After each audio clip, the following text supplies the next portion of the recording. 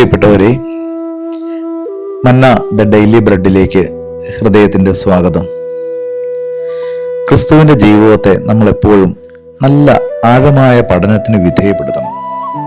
കാരണം ഇത്രയും സുന്ദരമായൊരു ജീവിതത്തെ നമുക്ക് മുമ്പിൽ ആവിഷ്കരിച്ചിട്ടാണ് ക്രിസ്തു തൻ്റെ പിതാവിൻ്റെ അരികിലേക്ക് മടങ്ങിപ്പോയത്. നമ്മളെപ്പോഴും ക്രിസ്തുവിനെ നോക്കി പഠിക്കുമ്പോൾ ക്രിസ്തുവിൻ്റെ പീഡാസഹനത്തെയും അവൻ്റെ കണ്ണുനീരിനെയൊക്കെ മാത്രമേ നമ്മൾ കൂടുതൽ ഹൈലൈറ്റ് ചെയ്ത് നമ്മുടെ ധ്യാന വിഷയമാക്കുകയോ പ്രാർത്ഥനാ വിഷയമാക്കുകയോ സംഭാഷണ വിഷയമൊക്കെ ആക്കുകയും ചെയ്യുന്നത്.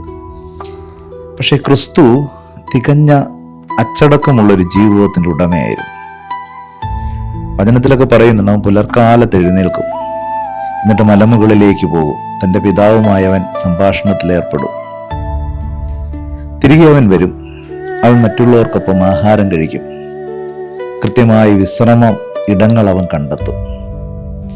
അപ്പോൾ ഒരു മനുഷ്യൻ്റെ ജീവിതത്തിൽ ഏറ്റവും ഒഴിച്ചുകൂടാനാവാത്ത 3 കാര്യങ്ങളാണ്. ഒന്ന്, പ്രഭാതത്തിൽ ഉണർന്ന് ആത്മാവിനെ ദൈവത്തിലേക്ക് അടുപ്പിക്കുക. രണ്ടാമത്, ഈ ലോകത്തിലെ ഏറ്റവും വലിയ അത്ഭുതം മനുഷ്യൻ്റെ ശരീരമാണ്. അതുകൊണ്ടാണ് ദൈവം അതിനെ ആലയം എന്നൊക്കെ വിളിക്കുന്നത്. ജീവിതം നിങ്ങൾക്ക് എത്ര തിരക്കുകൾ സമ്മാനിച്ചാലും ആ തിരക്കുകളുടെ മധ്യേ നിങ്ങൾക്ക് നിങ്ങളുടെ ശരീരത്തെ സൂക്ഷിക്കാൻ സമയമില്ല എങ്കിൽ നിങ്ങൾ ഈ ലോകത്ത് ഏറ്റവും വലിയ അപരാധം ചെയ്യുന്ന മനുഷ്യനായിട്ട് മാറും. രണ്ടാമതാണ്, കൃത്യമായ വിശ്രമം ജീവിതത്തിന് അനുവദിക്കുക. എത്ര തിരക്കുകളിലൂടെ വേണമെങ്കിൽ നിങ്ങൾ ഓടി നടന്നോളൂ, പക്ഷെ നിങ്ങൾക്ക് കൃത്യമായ വിശ്രമം ആവശ്യമാണ്. ഇപ്പം ദൈവം ഈ ഭൂമിയിൽ മനുഷ്യന്റെ മുമ്പിൽ എങ്ങനെ ജീവിക്കണമെന്ന് കാണിച്ചു തരുവാൻ വേണ്ടി ക്രിസ്തു രൂപത്തിൽ ഇറങ്ങി വന്നെങ്കിൽ ആ ക്രിസ്തു മനസ്സിനെയും ശരീരത്തെയും ദൈവവുമായി ഏകോപിപ്പിച്ച ആളായിരുന്നു.